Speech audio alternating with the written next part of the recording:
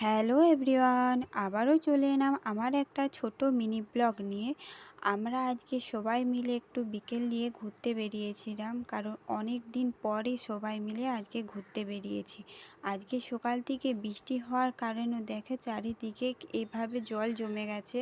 জলের জন্যে আমরা এই কাঠগুলোর উপরে পা দিয়ে এভাবে পার হচ্ছিলাম, কারণ চারিদিকটাই জল জমে গেছিলো আর কাদা হয়ে গেছিলো তাই। আর আমাদের এখানে কিছুই দেখতে পাবে না, কারণ চারিদিকে দেখো শুধু জঙ্গল, আর কিছুই দেখতে পাবে না, কারণ দুই দিকে জঙ্গল আর মধ্যে রাস্তা। আজকে বৃষ্টি হওয়ার কারণে দেখো চারিদিকটা কিন্তু বেশ সুন্দর দেখাচ্ছে আর ভালো লাগছিল। আমরা ওই রাস্তার পাশে একটুখানি বসে গল্প করলাম, ভিডিও করলাম।